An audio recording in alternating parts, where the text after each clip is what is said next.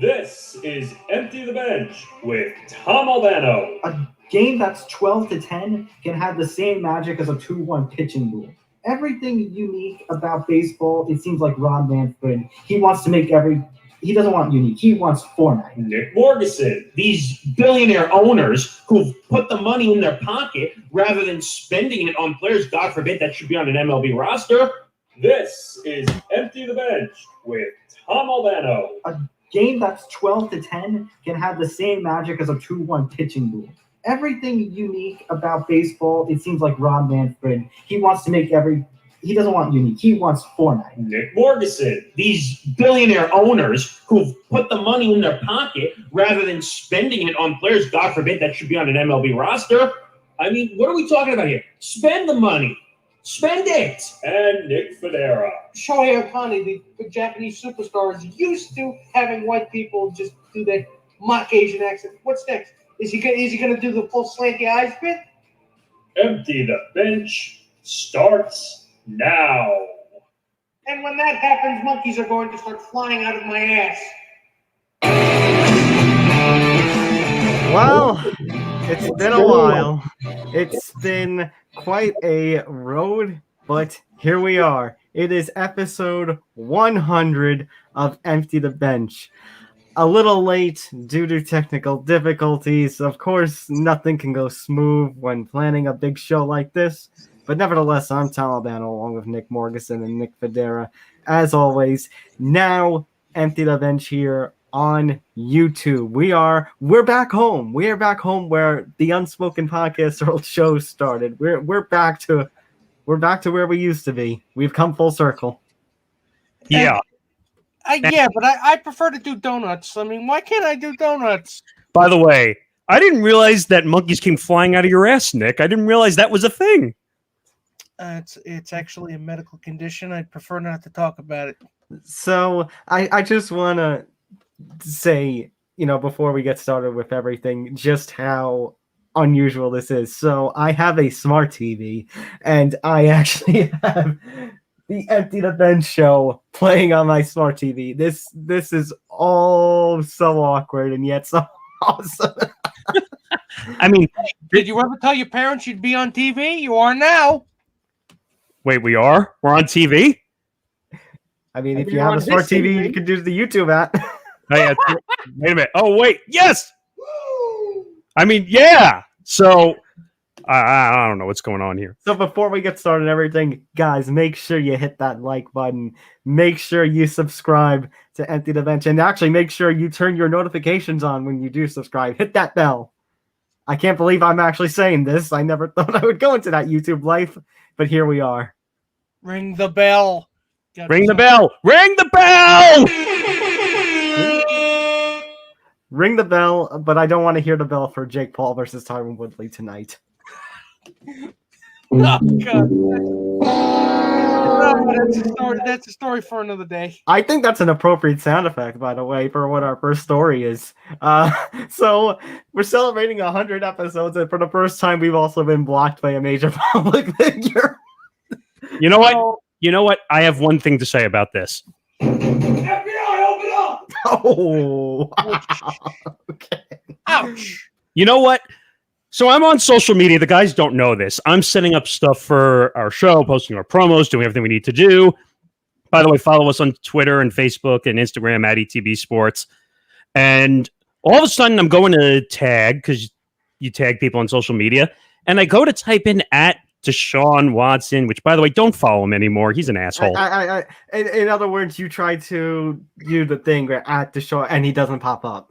And it's like, well, that's weird. Yeah, that's weird. And I see a bunch of all those other fake accounts that you see. And right. So then I go and I type it in, and it says, Empty the Bench has been blocked by Deshaun Watson. And I'm like, oh, did we really hurt his feelings? Like, wait a minute. Do you want to say the line, Tom, or should I say it? Okay, I'll say it. You mean that we're living rent-free in Deshaun Watson's head? Yeah, we are. We're living rent-free in his head. And you know what? Go ahead. So let me give some more details. So when you messaged that, I decided to do a little search on Twitter for Deshaun Watson blocked. And it turns out we're not the only victims of this. He's even blocked the Houston Chronicle, the big newspaper down in Houston, who's been reporting on his little saga involving the 22 women, Tony Busby and the FBI and all that. He's even blocked a Texans fan account or Stan account, which has urged the team to basically trade Deshaun Watson previously. Oh, for crying out loud. So I'm going to apply this to one of two things. Number one, Deshaun Watson has handed his social media, because of all the trouble, to a social media team, and basically any negative coverage, they're hitting the block button. Or number two, this is Deshaun Watson doing this, and he is SOFT soft. Wait a minute. I'll tell you what I think. It could be this. You suck. I mean, why would you let us three weirdos live in your head rent free? I mean, he's getting criticism from a lot of people, and we're the ones who piss you off the most. I think it's just the media in general at this point with Deshaun. It's nice to be considered the media now. I mean, I've always wanted to be the media. But we're missing it, and I was telling this to both Tom and Nick while we were discussing this whole situation. When you're a public figure, whether it's all positive, it's all negative, or it's neutral. It doesn't matter. You don't get to choose whether you get to be a public figure for certain parts of a situation. Yes, but what you're referring to is how defamation laws are set up in this country. Right. Well, in Deshaun's case, however, I would argue he did choose to be a public figure. He's the one who went from college to the NFL. He didn't have to do that. Exactly. And I really feel like first of all, we could actually use this as a marketing angle. It's After the Bench. It's the show that Deshaun Watson does not want you to see. And we could use that, but it's the show that makes you live rent free in other people's heads. Why are you letting us get to you, especially since we're not doing anything that anybody else hasn't done, which is report on the things that have happened. And we're not even the main reporters of this. Right. Skip Bayless has said a lot worse about Deshaun Watson than you have. I mean, before these crimes came up, I was a big supporter of Deshaun Watson. I was too. I love the guy. And you know what? I'll say one thing. Like we for the most part think that he did something. We think he did something, and we were going to give him the benefit of the doubt. But now that you're blocking people, and I hate to say this, wait a minute. I hate to say this, but when you're blocking people, you're admitting some form of guilt by blocking people on social media. It's not a good look, but again, it's to be expected with you're being defensive. When you're being defensive, that means that you're admitting some kind of form of guilt in some way, shape, or form. I mean, I wouldn't go that far. I really wouldn't. But it does. I mean, if you're it's a bad look. Even if you're not guilty, it's a bad look. You're blocking the Houston Chronicle? Yeah, the Houston Chronicle was what really tipped me off, because if he blocks us, I mean, we've had problems with athletes before. Hi, Mets fans. Besides, it's putting aside the whole Ahmed Rosario debacle. Us, I don't care if you block us, but the Houston Chronicle. But wait a minute. We're missing one part of this. Personal Twitters, which you can see on the bottom again. I'm not blocked. Nick Federa is not blocked. Nick Morrison, however, you have received the double block. So apparently, he's got it out for you. I mean, come on. Like, you know what? The reason he blocked me is because he can't accept the truth and the honest reporting of the story. I think it's because you probably tagged him in something, and when you quote tweeted something that we did. I can't remember if there was anything specifically that you said that might have gotten his attention. Okay, but can I say one thing? And in the past, I've admitted that I've been very over-the-top opinionated about certain things. I've actually been quite good about this situation, actually. Yeah, because we've had to bolt you to a chair, but still, right? Yes, you have been good about this the past couple of months, but I think Deshaun is just defensive because he can't handle himself now. I think you've been targeting more of Tony Busby than you've been Deshaun Watson. because the entire tenor of our coverage before Of this has been Tony Busby and that's how it started. well, that's how it started. But Rusty Harden. And Rusty Hart before the deluge of women came forward and said he did this thing. The tenor of our coverage was, well, let's innocent until proven guilty here. Okay, but here's the deal. Like I had said before, I would have given him the benefit of the doubt, but this is war now. I'm bringing war, and you know what else I'm bringing? Shots fired! Shots fired! Because when you're on the road to blocking people in the media who are out to promote your career, when you went from college football to the NFL, where your brand goes from 0 to 1 million, you don't block the people who are promoting for you. Say it's the life of an athlete, I guess. All right, so another story that came out last night. Ex-MLB outfielder Juan Encarnacion arrested. He's been accused of pretty much going into his daughter's room and touching her inappropriately, sexually assaulting her. He faces up to 15 years in prison. And where is he from? Is he from Dominican Republic? He's from the DR. So apparently in the DR, this is what you told me, Nick, that there is no bail. There's no bail. They have about 1 million times more restrictive laws when it comes to handling situations of this manner. So if you do something BS like this, you're going to rot your ass in jail until you go to a case, until you go in front of a judge. So I honestly, when you shared the story last night, I honestly completely forgot who Juan Encarnacion was. I forgot he was. I forgot about a Juan. Is he related to Edwin? No. Nope. No. Juan Encarnacion was a member of the 2003 Marlins who won the series, 2006 Cardinals who won the World Series. At first I read Encarnacion and I also thought Edwin. I'm like, what? And then I saw it was Juan Encarnacion. I'm like, oh. Okay, but this is going to go back to the same situation we've been talking about for how long now? A couple months, where we just saw Starlin Castro have it. We saw Aroldis Chapman had it. We saw Jose Reyes have it. We're seeing the NFL, they're having it. We're having problems with sexual assault and abuse violations in sports. Well, I would go more towards domestic abuse. They're two sides of the same terrible Right. coin. But this is molestation. This is bad.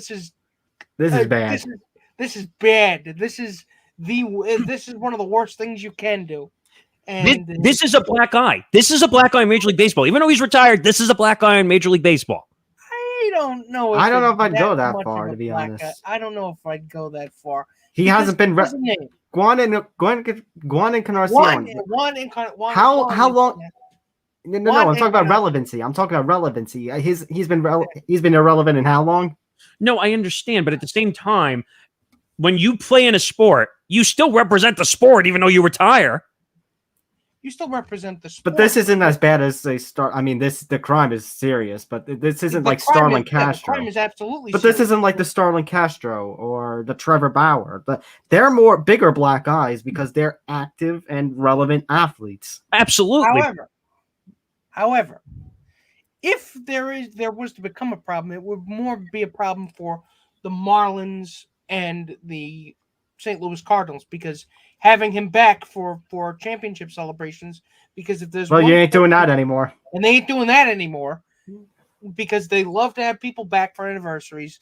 They had 15 different things for the 98 Yankees, and they're even celebrating. I think they're doing one for the 3P, but still, the point here is teams love to celebrate champions past, so they're going to have to deal with this. It's going to be hard to look back on those championship teams knowing that he is on the roster. But let me ask one thing. So even though this doesn't have to do with now, does this lead to that there needs to be more of an aggressive approach for rules about domestic violence? Oh, it doesn't change what we've been saying the last couple of weeks.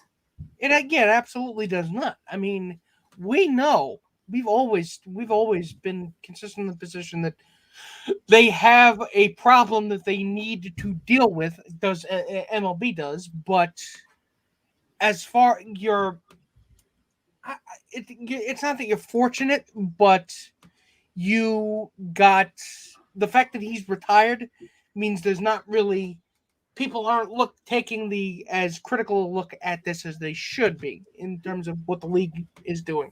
And the problem is, and this is not just Major League Baseball, but any sport, athletes think that they can get away with, unfortunately, the word I'm going to use is murder, because they think they can get away with anything that they do in life because they're a famous athlete. Again, but you keep running into these problems, but at least now we can face some justice. Great. And again, going to Encarnacion, you're saying famous athlete, but he's been irrelevant for about a decade, maybe. Yeah, the fact that you confused him with Edwin Encarnacion.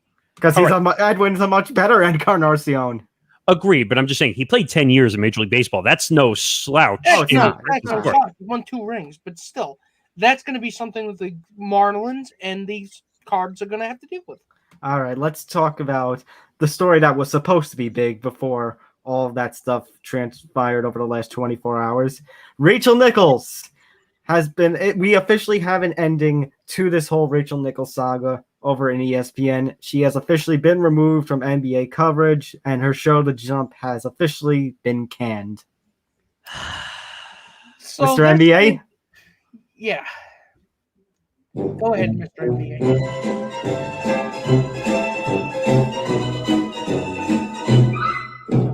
That's my first response to this whole thing. Now, we've been dealing with ESPN for what seems like the last year since the COVID pandemic, between 300 cuts of jobs to people losing their jobs, like Paul Pierce for having weed and hookers in his house, to, I don't know, just a bunch of people leaving ESPN. And Paul Pierce is going to start his own ESPN with blackjack and hookers.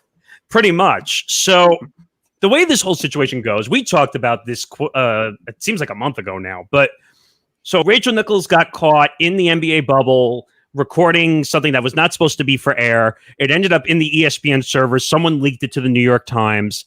And basically she was saying Maria Taylor was a diversity hire.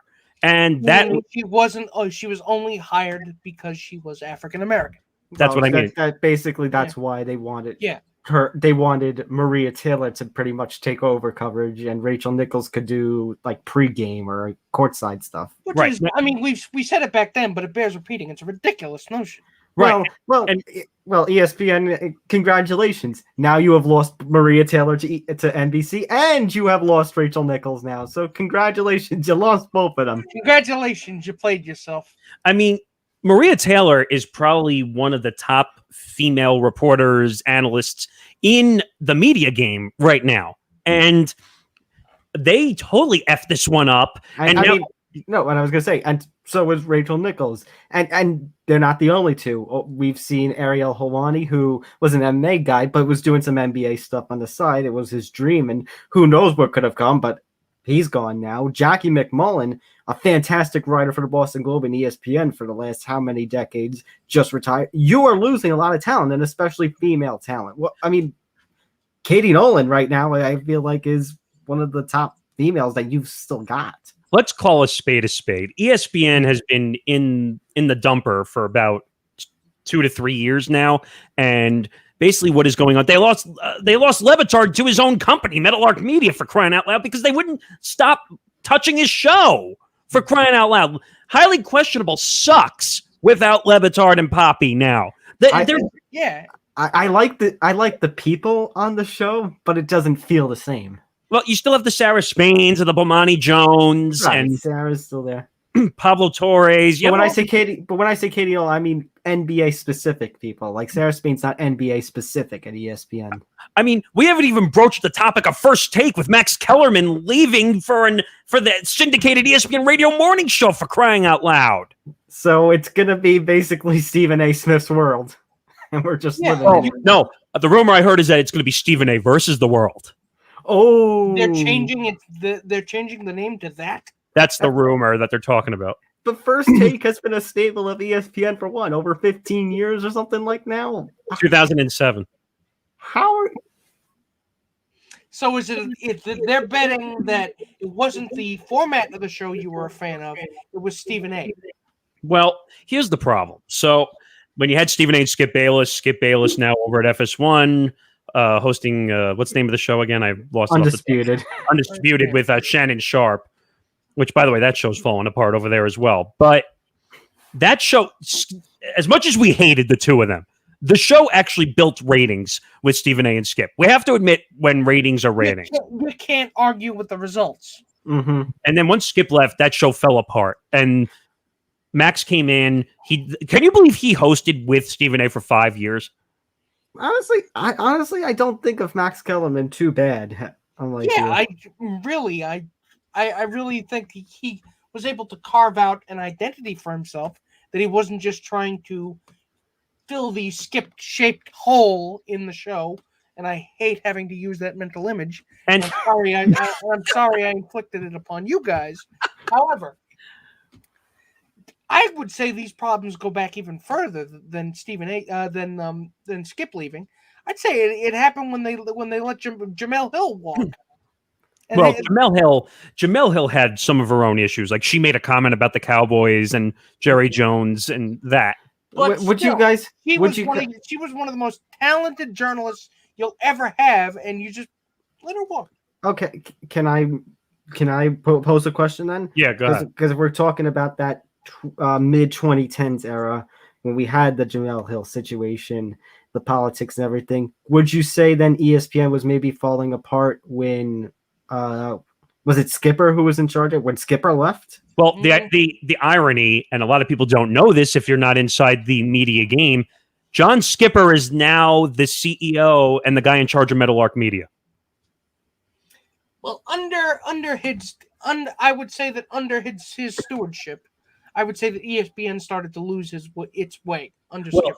But maybe not to the level there where it's fallen to now. Not to the level that we're seeing right now. The one issue is that, and this was public, so I'm not saying anything out of turn. Skipper had his own personal issues. No, you're right. Skipper had his own personal issues. I'm saying is that maybe is what we've seen over the last couple of years, like this Maria Taylor situation and the Le Batard. Is this maybe more a fault of is it Pitaro who's in charge of ESPN now? Jimmy Pitaro, Jimmy Pitaro, who was running ABC, a lot of it, and I think he came from Yahoo at one point. But so would you say this is a Jimmy Pitaro problem? Then? This is a Jimmy Pitaro problem, but this is also a systemic problem with ESPN. Wait, problems, gentlemen. Yeah, go ahead. The book is this one of those times where I say the book? Oh, I don't have the book. Yeah, the book. Shoot. So for those of you who are for those of you who don't know, he's referring to the "Those Guys Have All the Fun" book. Good book, by the way. Those Guys Have All the Fun, which three of us read together in a class way back when, basically detailing a lot of the findings of ESPN and all the culture that has been going on at ESPN. Basically saying that some of the negative stuff that we see at ESPN now, you have to trace back. Like this has not been this is not a modern day issue. Right. That stain was there before John Skipper moved in. I mean, well, you're not gonna get a stain out of the carpet. The one thing I would say is, and it was in the book, like ESPN was a party zone for a long time. Very much. And basically they didn't have any organization. They still don't have any organization to this day, considering, if you guys saw the story the other day, that they're reportedly trying to license ESPN into a sports book for $3 billion. That was another story that was out there. And I'm sorry, but $3 billion? Yeah, $3 billion. They're trying to license it into one of the. With a B. Is yes. that what you meant? Yes, with a B, billion. So they're trying to license it into one, like either the company that they're working with now, William Hill or Caesars. And so ESPN is basically going to be its own content, in terms of TV and in terms of online stuff. And now you can even bet. Well, no, now they're trying to make the ESPN like William Hill or Caesars Sportsbook or whatever. It's like what Barstool's doing with like the Barstool Sportsbook, but that's their own product. That's their own thing. That's their own product. Yeah. But ESPN has a lot of issues with Pitaro at the top because they're no longer what I like to call the fun network. They are now the Mickey Mouse suit and tie network. Well, they are the worldwide leader in sports, but they're not the worldwide leader in terms of content, in terms of like this has been, and we talked about the book about it, it's become a little more prevalent. Like you were seeing like Helwani go, we're seeing a bunch of layoffs and everything, but they're still shelling out a whole bunch of money for the likes of, they just got the NHL. They have the UFC. They got that back in 2018. All they care about is gaming rights. That's all they care about. The games, the matches, everything. That's the content that they care for. They could have the secondary commentating talent as long as they have the games and the matches and everything. But I want to circle back to Rachel Nichols, though, because they had two options. They could have suspended her for a period of time. They could have fired her. They've essentially fired her at this point. She's got 1 year left in her contract. They're going to pay her to sit on the bench. Well, but my point is then why wait so long? Well, because they thought it was going to blow over. Yeah, they tried to sweep this under the rug. That's ESPN's mantra in life. If something happens, if we sweep it under the rug long enough, it'll disappear. If nobody sees it, then nobody gets mad. But it's one of those things that makes you say, all right, we let Rachel go, we let Maria go, we let Levitard go.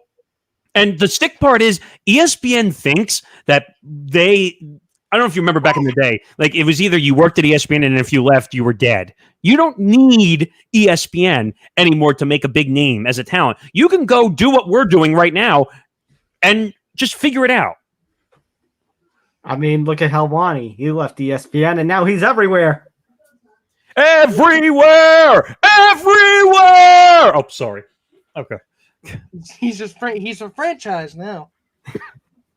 All right. Let's briefly talk about one more NBA story. So Nerlens Noel is suing Rich Paul, saying pretty much that Paul didn't negotiate in his best interest. Mr. NBA, can you care to give some more details as to this story? Basically, what happened was I think he got offered like a 4 or 5 year deal at $70 million, I think with the Dallas Mavericks. And Rich Paul, Mr. Rich Paul, the guy who works with LeBron James and does everything with him, basically said, don't take that deal. You're worth $100 million. And basically he ended up getting hurt. And then a year later, he basically signed a 1 year, $4.5 million deal. So now with the Knicks, if I'm not mistaken, right? Well, not this time around. I don't know who he signed with. I forgot. But but he basically is suing for the difference, saying that Rich Paul stopped him from taking a big contract. Fair or foul? I mean, this is what happens when you don't get drunk, go to the top of a cliff, and listen to the guy who says, "Jump, you can fly."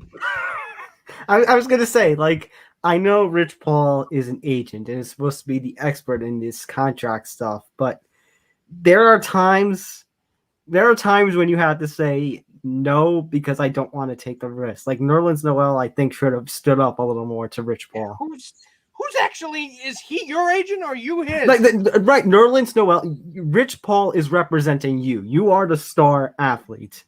Nerlens Noel could fire Rich Paul and bring in somebody else if he wanted to. Does the buck stop with you? Because if it does, I mean, what happened? I don't know. It's just, by the way, I think that was Nerlens Noel calling me to be his new representation. But basically, I would say that the way the NBA works, there is a lot of money out there to be had, but sometimes Rich Paul and Clutch Sports is just going to F you in a lot of ways.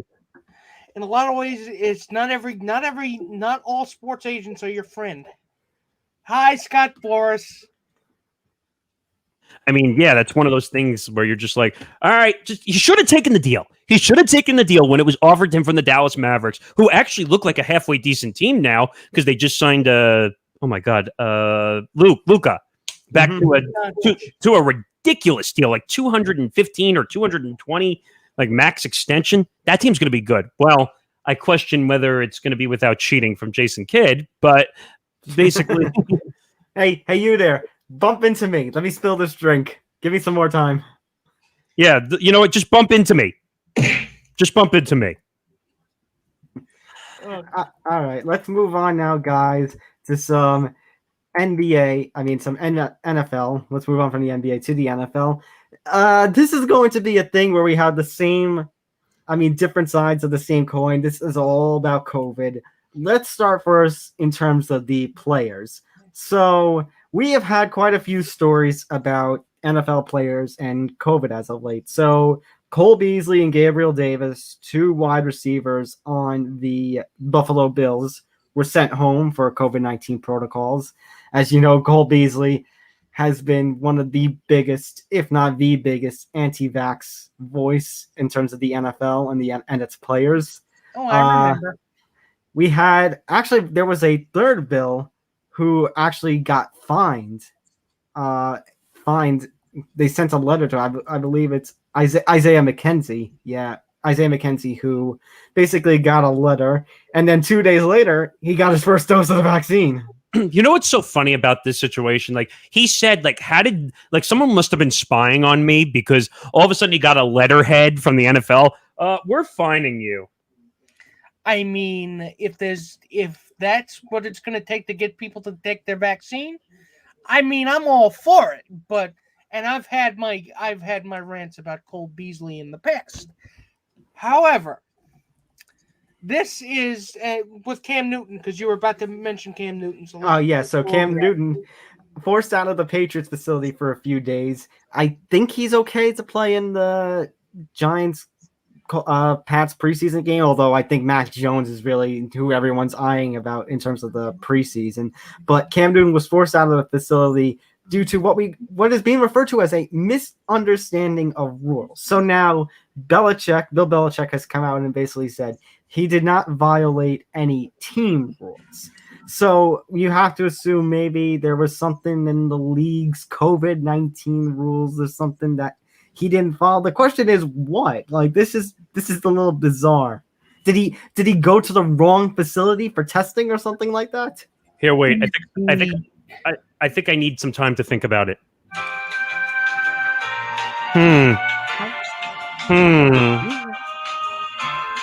Seriously, what do you mean by a misunderstanding of rules? Wait a minute. I need to think about it some more. You know, it really doesn't bode well, the fact that these rules are so labyrinthine, and the NFL is still one of the better leagues when it comes to laying out what is and is not allowed under COVID protocols. Well, you have the NFL basically saying, if you don't get the vaccine, it's your choice, but we will still give you the hell. You'll still have to go through the hell that you went through last year. And you're going to forfeit if enough of your team, if enough of your players test positive, I think, right? If your unvaccinated players. If your unvaccinated players test positive. You know what? And I hate to say this for the millionth time, because one of us is going to say it every episode. Get your vaccine. Just get it over with. Stop with the nonsense. Do what you got to do, or you're going to lose your livelihood. Because that's basically they're saying it on paper. Oh, we're going to fine you. No, what they're basically saying is we're going to take all your money, and you're not going to make a living.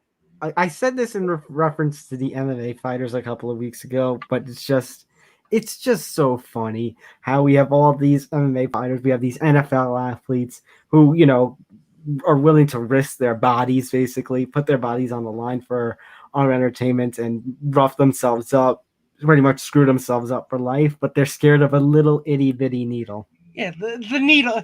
I can get my head bashed in like a potato, but please don't, not the needle. Oh God, please. It's funny because people panic about, and actually, what was it? 2 intros ago, you talked about how all these fighters, all the UFC fighters. That's what I said. Yeah, and it was a great line because it's so perfect. All these guys who are willing to beat each other up in the street, or like guys like Jorge Masvidal who will go and kick your ass in the street, and I guarantee you have guys like that who are afraid of a needle. But you know what? Aaron Rodgers can all ease our pain here. See, we should take the Aaron Rodgers approach and just relax about it. All right, so now let's flip over to the media side. So, media members are pretty much unhappy with certain limitations. So, to go a little more in depth about this, so the NFL is reportedly putting in rules about coverage basically in the locker room area and the area where the tunnels where they're coming out, any stuff inside the tunnel and not on the field. Basically, it is being restricted to members of the media who are quote unquote club affiliated. Now, we've been in pre-show meetings trying to figure out what exactly would that entail. We're assuming that would mean the local TV coverage, the local radio coverage, beat reporters, Flagship stations, basically. right? But if there's a national brand, if there's a national brand, I don't know if they qualify. I don't know if That's the question I asked you. Where I said the national telecast, ESPN, NBC, Fox, are they allowed, or is that basically saying goodbye? We don't need you.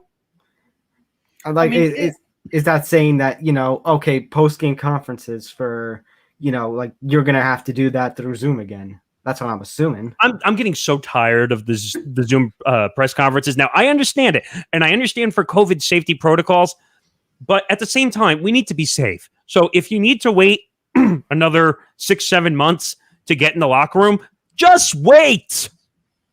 Seriously. Is it all? It's all about money for NFL and the media. That's it. It's not about should we be safe. It's not about how should we handle this in a processed manner. It's all about money, money, money, money, money. You know what? I'll make it easy. It's all about the money. That's all it is. But the baseball beat writers have been able to adjust. Why can't you guys? It's funny. It's all Zoom. If you look at the Yankees and you look at the Mets, it's all done over Zoom, where the players or the managers sit in the press conference room and they're basically looking into a camera to answer the questions. Is it awkward on TV? Yes, but that's how we have to do it right now. Do you want your reporters to get sick? Is my idea here. That's a point I want to make, because are you really willing to take that chance? I know you really don't care about your reporters, otherwise you pay them, but still, do you really, really, really want them to get sick? I guess. I mean, not to talk about the political side of things, but I worked at a job where they basically handed me a letter for New York City and they said, we don't give a crap. You're working regardless of COVID or not. So that's what these companies are saying. They don't care. They don't care. All right. And unfortunately, we already, we're not even at the season. We already have 2 injuries in terms of rosters already. 2 running backs going down. So originally we were going to talk about just the Jaguars rookie running back, Travis Etienne, who basically had a injury to his foot. I think it was a sprain of some bone in the middle of the foot here. Liz Frank. The Liz Frank, yes. He had the Chin Ming Long special? Yes, he had the Chin Ming Long special, rounding third base, trying to score in Houston. Yes. Oh my goodness. Travis Etienne suffered that injury on the practice field, and he is already done for the season. So that's one rookie that you drafted in the first round is already gone. I guess James Robinson is going to have to carry the workload now, that once again for your running situation. But you know what? It might be a good thing, because the offensive line in Jacksonville is such a joke that Trevor Lawrence is going to get sacked. He's going to be running for the hills at this point. You thought the Giants situation was bad with their offensive line. The Jaguars is going to be worse. Hey. So I guess that division is once again more and more looking like the Titans are just going to dominate.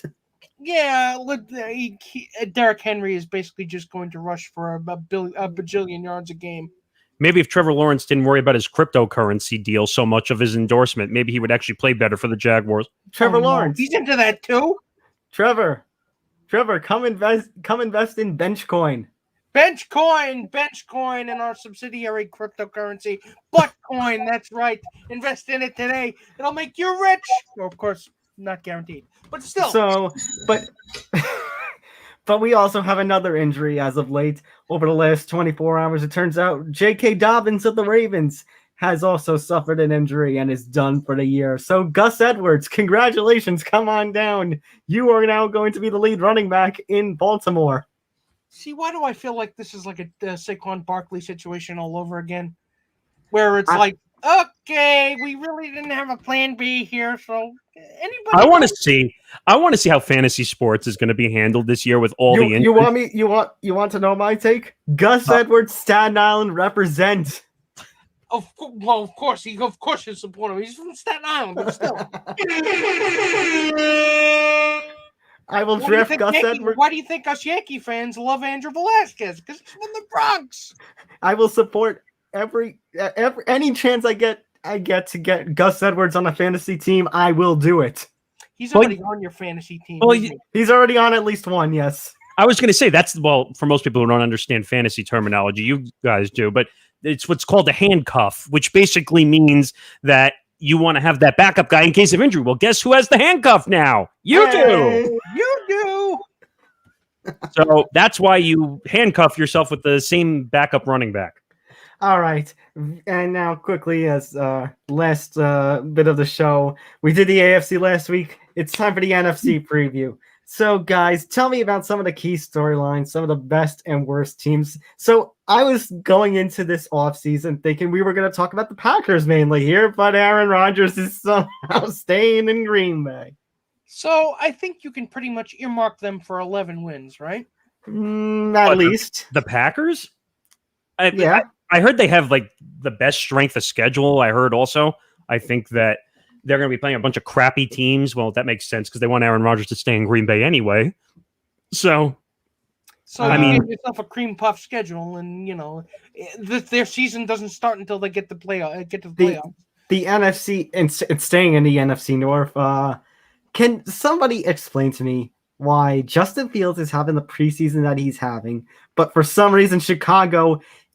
And they wasted a number 1 pick. Remember, they traded up with the Giants in a panic move because they needed a quarterback badly. And yet Andy Dalton is still going to be the starting quarterback week 1. How is Andy Dalton still in this league?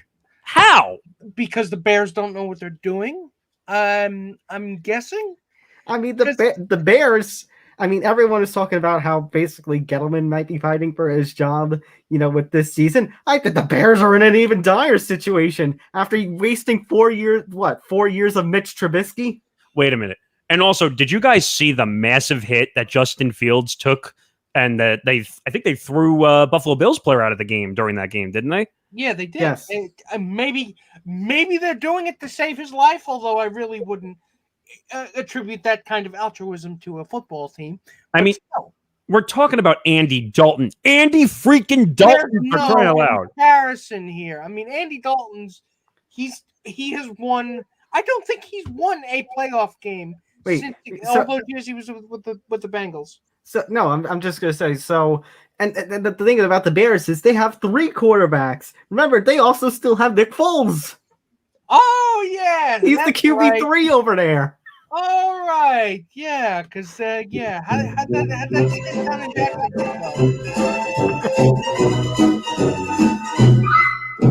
And Nick, to answer your question, the fact you mean that they ended up putting Gardner Minshew back at the helm and trading him to Chicago, and Hey man, you don't know what it was like, man. Minshew mania.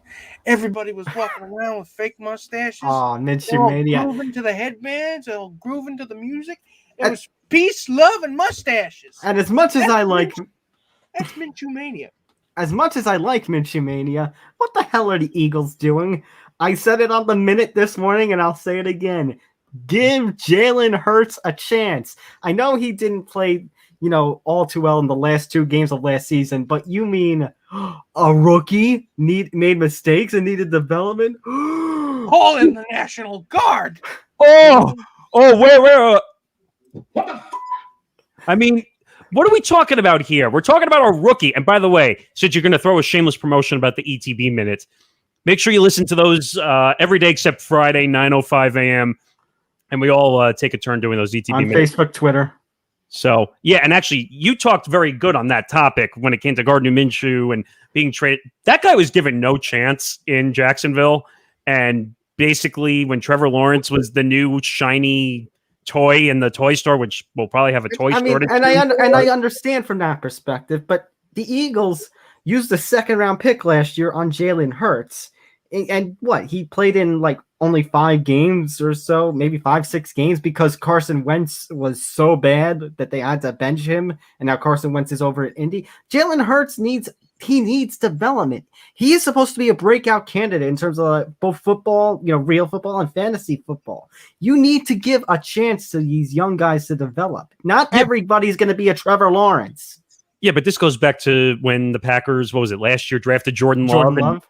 And basically Aaron Rodgers had a panic attack and threatened to retire. The thing is, Aaron Rodgers is still Aaron Rodgers, still one of the best quarterbacks of this day. I don't know what Green Bay is doing. You really think that Nick Foles, or not Nick Foles, do you really think that Andy Dalton would be throwing that kind of fit and anybody would take him seriously? Actually, Andy Dalton he came out in a fierce way and said it's his job. I mean, let's look at the resume here. I mean, the Bears fans, they need hope. Well, the Bears fans should go ask the Bengals fans how they felt about Andy Dalton. Go ask the Bengals and Marvin Lewis, who basically didn't make the playoffs for 12 years straight. Of course, if they start to refer to those days as the good old days, then you know you're lost. But still, I mean, I don't know. It's just Andy Dalton's got to go. You can't just keep him in the closet and expect him when he's ready or when you deign to use him that he's just going to be flamethrowing all around the field. He needs time. And since we're going on the route of the NFC and rookie quarterbacks, what are the 49ers doing in terms of I like Jimmy. I remember I loved the Jimmy G hype train Nick Federa and I had going the last couple of years. But 3-0, yes. But they're not gonna leave Trey Lance on the bench all season, right? Well, Kyle Shanahan is playing a very dirty and dangerous game. Is he trying to do the Patrick Mahomes method of leave him on the bench for the first season? Oh, well, he needs experience sitting on the bench, so we'll just leave him there for a year. And I'll tell you right now, when Jimmy G throws 4 or 5 interceptions in a game, Trey Lance is going to be told, get off the bench. We're desperate. Or his ankle explodes and he misses it. And misses this again. Yeah. Here's the pressure also. Jimmy G has a massive contract extension. Because Trey Lance, that's the other thing. Because San Francisco has no idea what they're doing. They have no idea what they're doing. And Shanahan, I mean, it was a mess he inherited, and he was able to do good, but my God, that Super Bowl appearance is looking like a fluke. And it's not good when you blow not 1 but 2 Super Bowls. Wait a minute, fourth quarter. Wasn't one of those with Kaepernick? It was the. Oh no! And when I was referring to blown Super Bowls, I was referring to 28-3, and then when the 49ers blew it in the 4th to the Chiefs. Well, that was bad, but I'm saying I think one of them was with Kaepernick, right? Yeah, 28-3 was with Kyle Shanahan, though. Oh, yeah. God, wow! Because he was coaching the Falcons at the time, right?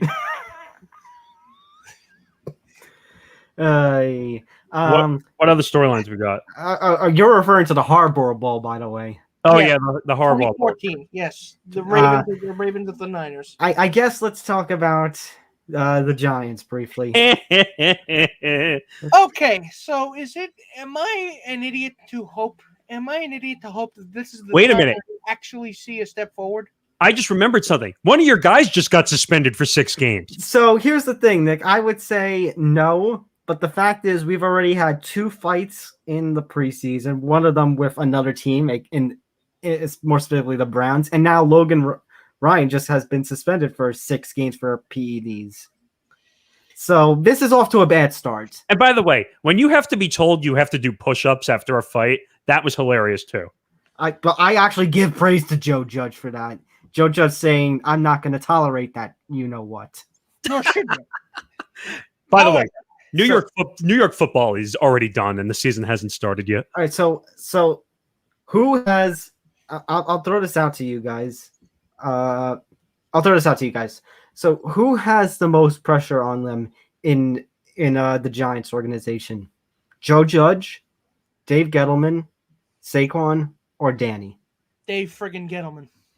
I disagree. Danny. Really? I mean, the politically correct answer would be Dave Gettleman, but I actually think this team's momentum is going to ride or die depending on how Danny Jones develops. Yeah, it is time for Danny Jones. Yeah. Because when you think about it, last year Saquon went down week 2, and the Giants came within a win of potentially winning that really crappy NFC East division. See, I was going to disagree with the two of you. I actually think it's Saquon Barkley who's all the pressure is on because he hasn't had a healthy season since he's been out of college. He hasn't had a healthy season since he's been out of college. Okay, but in terms of team success, like I said, even without Saquon last year, the Giants were a game away from basically winning that division. I think a lot of this is going to come down to basically for Dave Gettleman to still have a job next season, and maybe to even give a little pressure off of Saquon. This is Danny Jones' time. He needs to take the next step this season. And you know what? To give some respect to Gettleman, he has given him a ton of mounts to feed. Not a whole lot of talented mounts, but he's got Kenny Galladay, Sterling Shepard's still here, Darian Slayton is still there, and my mortal enemy of Evan Engram from last season is still here. They drafted Kadarius Toney. They've drafted a couple more offensive line guys. Azeez Ojulari from Georgia. Right. I'm saying for Danny, this.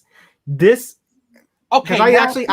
This is make or break. Right. Actually, this goes back to last season. I had said at the end of last season when we were watching your Jets situation in terms of Sam Darnold. That's it. That same situation that the Jets were in. Now the Giants are in terms of Danny, in which if they fuck up this season, pardon my French, and miss the playoffs again, we could see Gettleman fired, and I guarantee you we will see Danny Jones traded. Can I give you an interesting point of view that I think, which is I think this is going to be a what's that phrase I'm looking for? Teeter down effect, basically.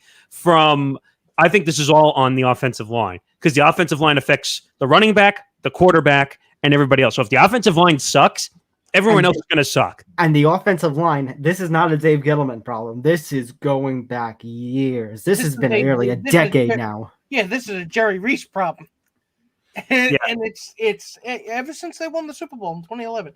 But again, that Super Bowl seems so cursed now. Like it does. It seems like we'll give you another Super Bowl, but it's a monkey's paw situation. But all right, what other headlines we got going on in the NFC? Not so much right now. I guess just let's name some predictions in terms of the standings for the NFC. I think the Cowboys are going to win that division. I really do. I think so too, to be honest. Yeah, I think so. I think the Cowboys. I don't think they're going to be as much as they have their pieces back. I don't think they're going to be dominant, but they're going to do enough. They're going to have 9.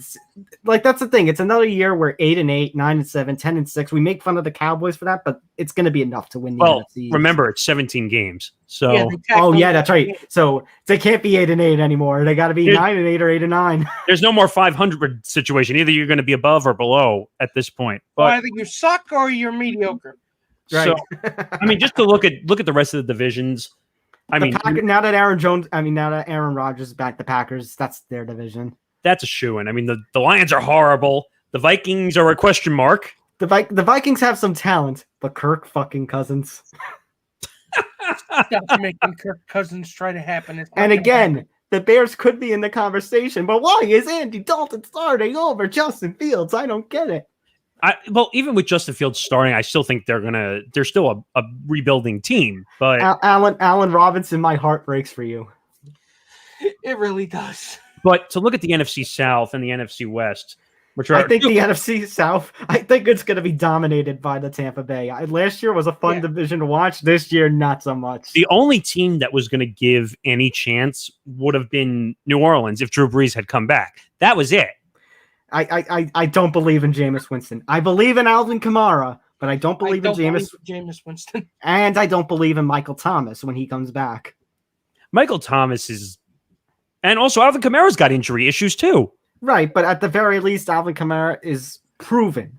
Jameis Winston hasn't proven himself with his turnovers. Hey, is that the thing for famous Jameis's turnovers? Yes, I think so. I think well, no, it says that he's going to have the most touchdowns, but he's also going to have the most interceptions. Turnovers and interceptions. Yeah. So, that's Jameis Winston Looking for at you. a magic 8-ball. wait, is Jameis Winston going to have the most touchdowns? Ask again later. Ah, damn it. And the Falcons, of course, kind of rebuilding. You know, Julio's gone. I mean, they have Kyle Pitts, but Matt Ryan can be on fire at times, but I don't know. Not to be competitive with the Bucks. But the question mark, Mr. Jets fan, the Panthers with some of your old friends and Sam Darnold and Robbie Anderson and all them. That is a major, major wild card. And also McCaffrey, who was hurt over the past couple of years. Oh, yeah, McCaffrey barely played last season, and now here he is. So let's see how he recovers. You know, I should shake that magic 8-ball to see if Tom Brady's going to be immortal. Please tell me if he's going to be immortal. Oh, he's going to play until he's 100 years old. Damn it. And what about the NFC West? So we got the Cardinals with Kyler and DeAndre for another year. They just got James Conner as a second running back. The Rams, they got Darrell Henderson. They have Darrell Henderson because Cam Akers went down with injury. They now have Matthew Stafford as their quarterback. Hello, quarterback swap with the Lions. The 49ers, I mean, again, the Jimmy G, Trey Lance thing, and they're a whole team of injury question marks. By the way, this has got to be Seattle's to win. This is Seattle's division. They still have Russell Wilson. Lockett and Metcalf are still incredible. I want to see what this rookie receiver, Dwayne Eskridge, I want to see what he's got. They still have Chris Carson as the main running. I like that unit. It's not the Legion of Boom, but it's still a talented unit. It's Legion of Pop. Sure. And they just lost their tight end Luke Wilson. I think he was done with heart issues, I think, so he's out. Yeah. But it's still a talented team. Yes. Well, is the Legion of Boom back? I don't know. Again, it's the Legion of Pop. Oh, it's Legion of Pop. That's right. All right. So that was fun. That was fun, guys. Yeah. We're back. It's 100 episodes. We have a lot of announcements. I don't know. Maybe we should reveal the big one now since we've already been talking quickly about as we're running out of time here. The ETB Sports Podcast Network is coming, or ETB Podcast Network is coming. We have a lot of podcasts starting. We have 2 starting in October. Beyond the Bench, which Nick and I are going to do. That's first week of October. And then hopefully Tom and our good friend According to Woods with a new UFC MMA, what am I leaving out? WWE podcast called The Writer in the Woods. We'll be starting hopefully first week of October. And we'll reveal more of that other part of our partnership that's coming along with us very shortly. We have another 5, 6, or 7 podcasts coming along. So we have a lot. So stay with us. You made it through 100. You better stay for the other 100 or else I'm coming to your house and I'm beating you up. Well, I mean, and it's good to be on YouTube. Hopefully we have success here, more success than Facebook and Twitch ever were. So it's open. So once again, make sure to hit that like button and make sure to subscribe and ring that bell. Ding. Get all the notifications. Yes, ding. So for Nick Morgeson, Nick Federa, I'm Tom Albano. We'll see you next time. We're back to our usual Saturday time slot, 3 p.m. Eastern, noon Pacific, starting this Saturday. So until then, take care, everybody. Good night, everybody. Good night.